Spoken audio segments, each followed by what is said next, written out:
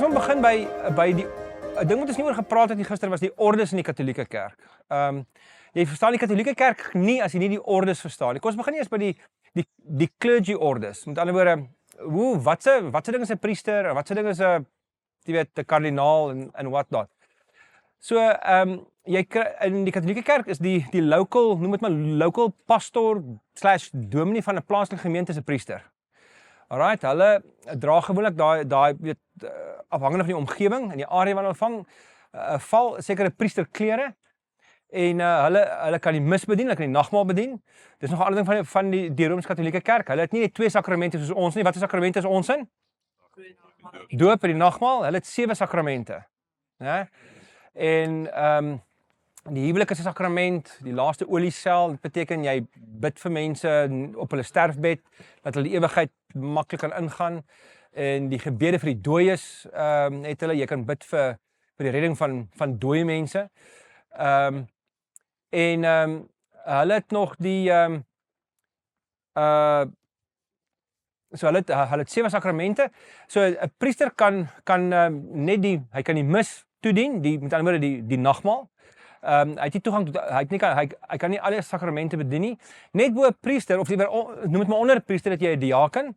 Baie maar soos ons diakens, hulle het bietjie meer 'n administratiewe funksie ook, maar hulle kan, jy weet, hulle help die priester en doen vir hom allerlei goeders en so aan. Hulle kan ook opgaan, hulle kan ook swat en so bietjie meer, maak maar net plek vir die ouens afkom, hoor. Dis mos ook ons daai plaatjie oopgehou het, so, miskien wil jy daar by Willem miskien staan. Daai kan skies jy, ek wil nie rondneek nie. Daar's hy.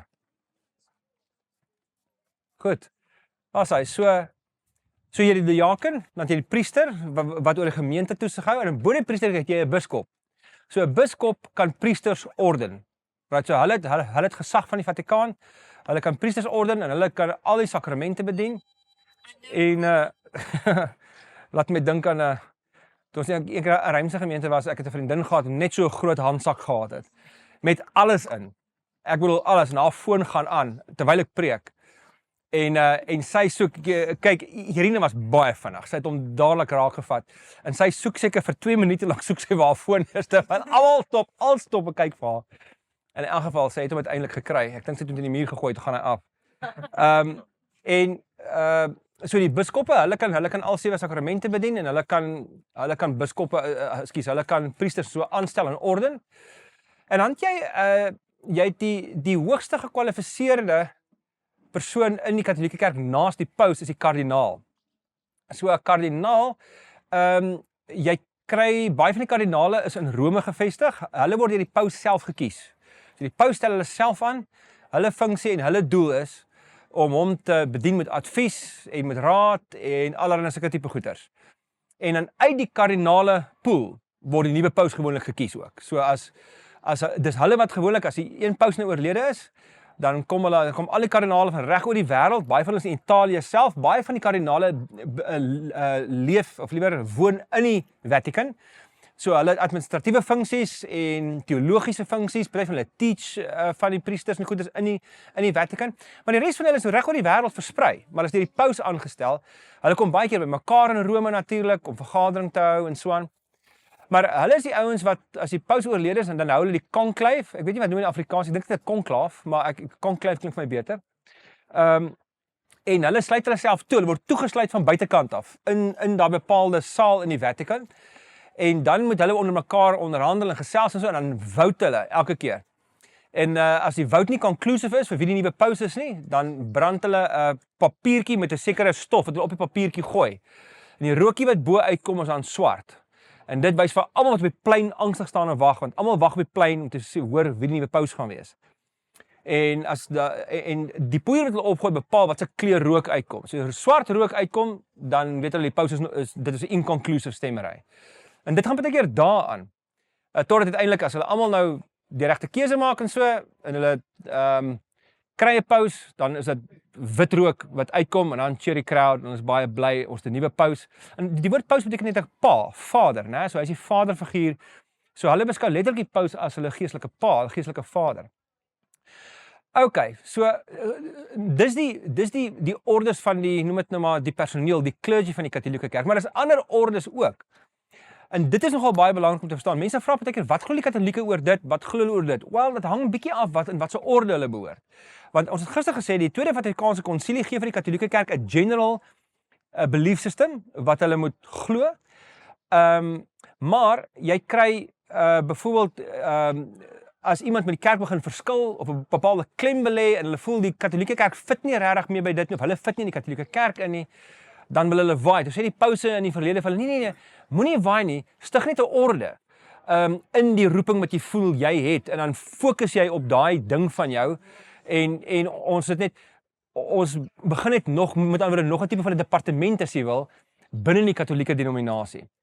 Die Katolieke Kerk. So kry jy hengslot ordes, die Dominikaanse orde, Thomas Aquinas was byvoorbeeld 'n Dominikaan geweest, jy kry die Karmelitiese orde, jy kry die Jesuïte orde, Johan het al daaroor gepraat, maar hoekom ons vandag hier is, jy kry die Fransiskaanse orde. Dis nou eintlik lang inleiding tot hierdie boodskap, hoekom ons in Assisi is. Want die persoon wat hier gebore is, wat later die vader van die nuwe orde was Franciscus van Assisi. En baie ironies in sy geval ook, hy het vir homself gevra, hy was 'n baie ryk jong man geweest, sy pa was verskriklik welgesteld, kom met 'n baie welgestelde familie, en hy sou die hele familiebesigheid oorerf en alles, en hy beland toe in 'n ongeluk, en hierdie ongeluk is so instrumenteel daartoe, dat hy die Here ontdek, en dat hy tot geloof kom. En toe hy tot geloof kom, toe is hy so ongelooflik bewus van die kruis van die evangelie, en hy vra vir homself, hoe kan hy die beste uitdrukking gee aan die kruiskant van die evangelie? En hy lees natuurlik tekste soos hierdie, Markus 8, en dit maak dit baie relevant vir ons. Ons sê, ons is pelgrims, om op hierdie pad, en dit het ons oor die Via Appia gepraat, en net ons gesê, ons is pelgrims op 'n pad. 'n Pad help ons om te verstaan, dat niks in die Christelike storie is seker nie. Christus is ons enigste anker. Niks anders is ons anker nie. Ons hou nie vas aan ander goed nie, ons hou nie vas aan geld nie, al het ons baie geld, of al het ons baie mag, of al lyk ons situasie, hoe ook al, Christus bly ons enigste anker. So, hoe volg ons op hierdie pad, wat Jesus vir ons gee? En dan, hy lees tekste soos hierdie, waar iemand vir Jesus sê, Matteus 8, meneer, ek sal nie volg waar jy ook al gaan. Dan sê Jesus vir hom, ja, as dit gaat en voels dit neste, maar die seun van die mens het nie eens rusplek vir sy kop nie. So Jesus was homeless. Hy was 'n homeless persoon. Dis ons Messias. Dit connect met die kruis, die vulnerability, die kwesbaarheid van die kruis, né? En dan lees hy tekste soos, nou dit is Matteus 8, of die ene wat nog erger is, nie erger nie, nou hierdie teks is vir my een van die mees ongemaklike tekste in die hele Nuwe Testament. Is Matteus hoofstuk 6, waar Jesus Jesus het sy disippels aangekyk en gesê, geseënd is julle wat arm is, want aan julle behoort die koninkryk van God. Geseënd is julle wat nou honger het, want julle sal versadig word. Geseënd is julle wat nou huil, want julle sal lag. Geseënd is julle wanneer mense julle haat en julle verstoot en julle uitskel, en julle naam vermy soos iets wat sleg is, alles ter wille van die seun van die mens. Wees bly op daardie dag en spring rond van vreugde, sê hy, want vir julle is daar groot beloning in die hemel. Maar dan volg daar 'n gedeelte wat ons nie in Matteus 5 kry nie. Wel, hierdie ook nie heeltemal in hierdie woorde nie. Dan sê hy, maar ellende wag vir julle wat ryk is, want julle die lekker van die lewe al klaar weg. Ellende wag vir julle wat nou julle self vol eet, want julle sal honger ly. Ellende wag vir julle wat nou lag, want julle sal later treur en huil. Nou moet jy dit in konteks verstaan. Jy moet verstaan dat in die antieke tyd was die rykes was inderdaad die onderdrukkers geweest, né? Dis 'n klein persentasie mense wat ryk was, baie klein, onder 10%.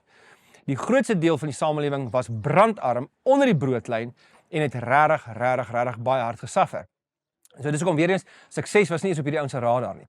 Maar Franciscus van Assisi lees hierdie woorde en hy vra vir homself, wat verwag die Here van my? Hoe gaan ek in my tyd uitdrukking gee aan die pad van die kruis, hierdie pelgrimstog van die kruis?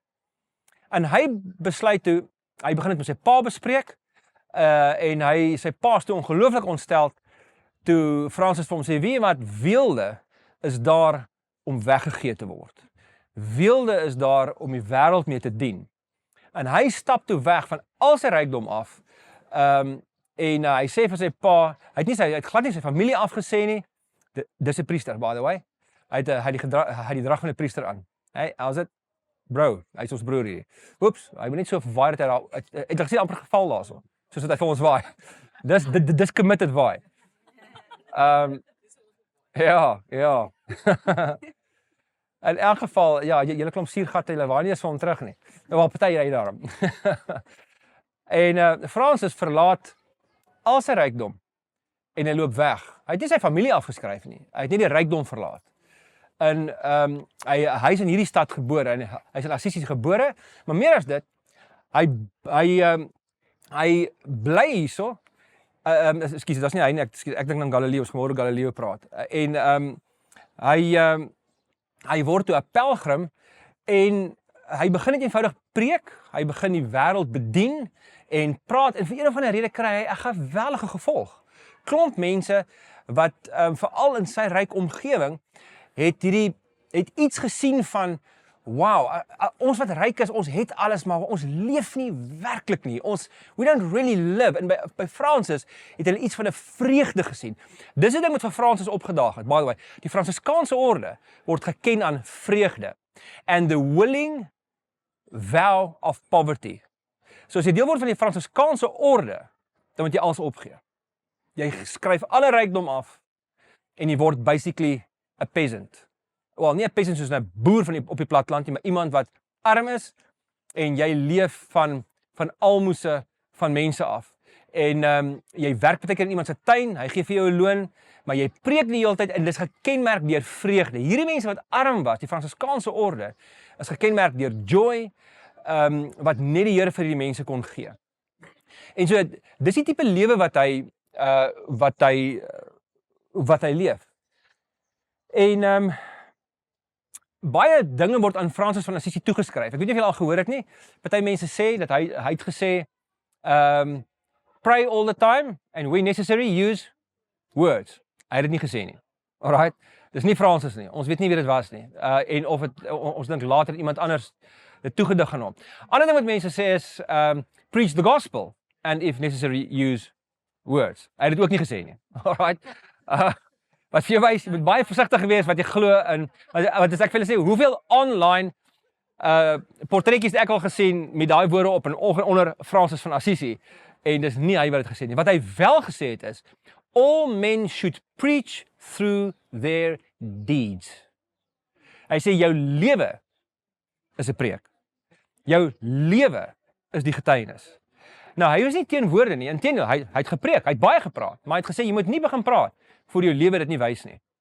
En die primêre manier waarop hy gesê het, hy in sy lewe uitdrukking gee aan die kruis, is die wat hy genoem het, the vow of poverty. Met ander woorde, hy gee alles op, sodat hy die kruis kan tentoonstel. En wat amazing is hoe vinnig hy gevorderd, weet jy wat, in die Katolieke kerk, natuurlik is daar baie groot meningsverskille oor, maar baie mense in die Katolieke kerk, het die konsensus, dat Francis van Assisi is hulle mees inspirerende saint in die geskiedenis gewees. En dit is snaaks, dis iemand wat niks gehad het nie. En ook weer eens ironies, hy het eintlik ook gereageer, want onthou nou, hoe dit gebeur, dat die Katolieke kerk hierdie imperialistiese siening gehad het van groot kathedrale bou en whatnot. Want die vroeë kerk is vervolg tot in die 4de eeu. En toe kom Constantijn in 1313 en hy stop alle vervolging teen die Christelike geloof. Nou, dit is al 'n groot stap vorentoe gewees, of baie goed gewees ten minste. Maar eers 2 keisers na hom in 381, toe keiser Theodosius word keiser en hy stel toe die Christelike godsdienst in as staatsgodsdienst. Dis 'n probleem. Want wat het ons in Openbaring gehoor gepraat nou die dag? Vir die eerste keer word spiritualiteit en power trou nou. Ons Christene vaar nooit great met power nie. Dit werk net nie. Ons distort op die ou en die evangelie. Ons raak gulsig agter mag aan. En by the way, dis ook wat in die Katolieke kerk gebeur het, wat later, baie jare later, die reformatie nodig gemaak het om te gebeur. So, hierdie belangrike ding van Francis van Assisi, all men should preach with their deeds. En dis kom ons in Oosterlig altyd praat van skuif jou lyf. Dis Jesus se manier, as hy vir Matteus daar sê in Matteus 8 vers 9, volg my, dan is dit wat hy vir hom sê. Los wat jy doen, skuif jou lyf. En ek het ek wil net vir julle een ding lees wat hy aan die einde van sy lewe op sy sterfbed toe sê hy die volgende, en ek dink dis relevant vir ons almal. Hy sê, I've done what was mine to do. May Christ teach you what is yours. Kom ons luister na Francisie, na Francisie. Franciscus, dis my, hey, as hulle van J-Lo kan praat, dan kan hulle van Francisie ook praat, okay. So ek dink kom ons noem Francisie van nou af. Dis die Oosterlig branding van Francis van Assisi. So, nou dis 'n belangrike ding, want dis hoe hy uitdrukking gee. Onthou ons gepraat oor Galasiërs 6, waar Paulus sê, die merke van Christus op my lyf is my brand, né? Dis die brand van die kruis. So wat Francis vir ons sê is, hoe gaan jy die brand van Christus in jou lewe gestalte gee? Dat jy dieselfde joy kan beleef, dat jy alles kan oorgee. Jy gaan ook nie al jou rykdom opgee nie, maar jy moet dit mentally opgee, né? In die sin van, wow, ek moet net dalk begin anders dink oor dit wat ek het. Miskien moet jy doen wat hy gedoen het. Miskien, en ek bedoel, daar is 2 mense in Oosterlig waarvan ek weet wat dit gedoen het, wat goed gedoen het, baie na aan dit. Daar's 'n vrou in ons gemeente wat letterlik al groot huis verkoop het, klein huisie ingetrek het, die wins gevat het, 'n deel belê het en ander begin uitdeel aan ander. Dit gebeur onder ons neuse. En dit is iets wat vir my persoonlik 'n groot challenge is. En om te onthou dat dit is, ons moet uiteindelik die brand van die kruis moet ons dra. Miskien is baie is miskien 'n goeie vraag om te vra, hoe kan ons wat in Pretoria Oos bly, wat in 'n goeie omgewing is, hoe kan ons gestalte gee en so? So miskien is dit meer realisties om een van ons voorbeelde te gebruik. Miskien kan ek dalk eers ek het nou die dag vinnig oor Marcus Aurelius gepraat, maar hy was uiteraard nie 'n gelowige nie. Trouwens, hy was 'n baie goeie mens, maar hy het die Christene verskriklik severely vervolg. Maar hy was 'n stoïsynse filosoof, né? Wat gesê het, ek gaan teen die establishment. Ek wil nie al hierdie imperialistiese waardes van die empire. Ek is trots op om op 'n Romein te wees en ek gee nie om selfs die koning te wees nie. Hy was 'n Caesar. Hy was die enigste Caesar wat reg gekry het om stoïsynse filosofie regtig deel van sy lewe te maak. En hy het 'n klomp goedes gedoen. En stop as ek hierdie dalk al vertel het. Hy het byvoorbeeld hy het nie die senatoriale clothing gehad, die mooi satijn robes met die pers nie. Hy het robbe, bedelaar materiaal aan sy lyf gehad. Hy het gesê wat sy lyf gekrap het. Dit is 'n harde materiaal. Hy het dit pertinent gedoen om homself te herinner dat hy bloot 'n sterflike mens is. En dat hy nie beter is as ander mense nie, al dra hulle sy kos vir hom aan omdat hy die keiser is. Nou hy was keiser van 161 tot 180. Onthou jy vir Commodus in Gladiator? Né? Gladiator was nie Gladiator nie. Commodus was net na hom van 180 tot 192. So Commodus was 12 jaar na Marcus Aurelius dood is, was hy die Caesar gewees. So hy's net voor Commodus. So en hy het byvoorbeeld 'n baie onkeiserlike ding gedoen. Hy het sy vyande in die senaat en in die staat actually vergewe vir hulle oppositie. Dis ongekend. Caesar het daai ouens doodgemaak. 'n Ander ding wat hy gedoen het is, hy moes nie eintlik Caesar geword het nie. Daar's 'n ander ou, Julius Verus, wie se bloedlyn eintlik gevolg het op Antoninus Pius wat voor hom keiser was. En daai ou moes eintlik keiser geword het, maar die senaat besluit toe om vir Marcus Aurelius aan te stel. Nou wat gewoonlik dan gebeur as jy in die keiser word en as 'n ander ou wat eintlik jou kompetisie was voor die tyd, die eerste ding wat jy doen is jy wipe sy bloedlyn uit. Want hy het eintlik die keiserlike bloedlyn sodat niemand later kan eis, o gits, hierdie ou moet eintlik keiser, kom ons raak van jou ontslaan nie. Wat doen hy met Julius Verus? Hy maak hom mede-keiser. Hy sê vir hom, wie wat, maar gelukkig wat Julius Verus was nie geïnteresseerd nie. Hy het gesê, hoor Marcus, baie dankie, en dankie ek aanvaar die keizerskap, maar jy kan die land ran. Ek wil partytjies hou. So, Julius Verus het party gehou, en hy het seker helder geel hare gehad, en hy was baie trots op sy geel hare, en hy het letterlik goudpoeier oor sy hare gestrooi. Voor hy na partytjies toe gaan, dan skyn dit nou beautifully as hy nou in hierdie olielampie omgewing is, en in die fakkels brand daar in die senaatsaal en so aan. En so Marcus Aurelius het dit nogal in 'n groot mate reg gekry. Hy het nog steeds conquering gedoen. Hy het nie alles heeltemal reg gekry nie. Maar die voorbeeld wat ek bietjie nog wil wys is, ek was in 2005 was ek en 'n vriend van my was in Los Angeles gewees, by Rick Warren se gemeente. Wie weet wie is Rick Warren? Okay, so hy het 'n boek geskryf, A Purpose Driven Life. Natuurlik wat hy voor bekend stel onder predikant en teoloog, is 'n boek wat hy hele klomp jaar voor het geskryf het, Purpose Driven Church. Sommige van die goed wat ons vandag in Oosterlig doen, is 'n bietjie gebou op Purpose Driven Church. Toe ons in Ruimsig was, het ons in 'n groot mate Purpose Driven Church se model gevolg. En by the way, dit is nie interessant. Ruimsig gemeente wen toe, ons nie geweer as 'n kompetisie nie. Rick Warren het internasionaal 'n kompetisie uitgereik waar hulle al die getalle van die gemeentes se groei wat die Purpose Driven model volg, opskryf, en ons het nooit geweet nie, met die geld wat hy gemaak het uit Purpose Driven Life, het hy oor 80 lande heen, het hy kompetisie uitgevaardig, en hy die gemeente in elke land wat die grootste groei getoon het oor 'n kwessie van 'n jaar, het hy gesponsor Amerika toe, en om die Purpose Driven Kongres te gaan bywoon, en om hom persoonlik te ontmoet, en toe ons gemeente Ruimsig het die prys gewen. En toe, dis waar ons gegaan het. Ons sou nie andersins kon gaan nie. So Rick Warren het vir ons betaal om so toe te gaan, maar hoekom ek dit nou sê is, wat my regtig beïndruk het, toe ons nou daar is, toe ons by 'n diner met die omtrent so 160 predikante en hulle 2 IC's wat daar in 'n banketsaal sit, en Rick vertel toe vir ons. Hy sê hy het 'n gewone salaris verdien by die gemeente nou oor al jare, op daai stadium 30 of 35 jaar. En hy sê toe hy 'n Purpose Driven Life skryf, hy sê hy wil maar net vir sy gemeente ding skryf wat sin maak. Hy het die ding in 'n paar dae geskryf. Dis nie baie moeilike boek om te skryf nie. Ek was 'n baie eenvoudige boek. Dis nie ingewikkeld nie. Vreeslik, dis eintlik verstommend dat daai boek so goed gedoen het, want dit is vreeslik basic. En maar hy sê ewe skielik kry hy 2 goed wat hy nie voorsien het nie. Verskriklik baie attention. Ewe skielik is hy op Larry King, hy is op Piers Brosnan, Piers Morgan, hy's oral as hy op die TV, en hy sê die tweede ding is, die dollars stroom in. Ek bedoel miljoene dollar wat in sy sak inkom. En hy en sy vrou neem toe 5 finansiële besluite. Besluit nommer 1, nou moet jy onthou, ja, so hy het 'n multimiljonair geword in 'n kort tydjie. Daai boek was van die hoogste verkopers. Op 'n stadium was hy die hoogste verkoper van alle boeke na die Bybel. Nou, iets soos, ek weet nie, 70 miljoen of 100, ek kan nie die getal onthou nie, maar dit is die hoogste. Ek weet nie of dit nou nog is nie, maar dit was op daai stadium. So hy het miljoene dollars het ingerol. Hulle neem toe 5 besluite. Besluit nommer 1.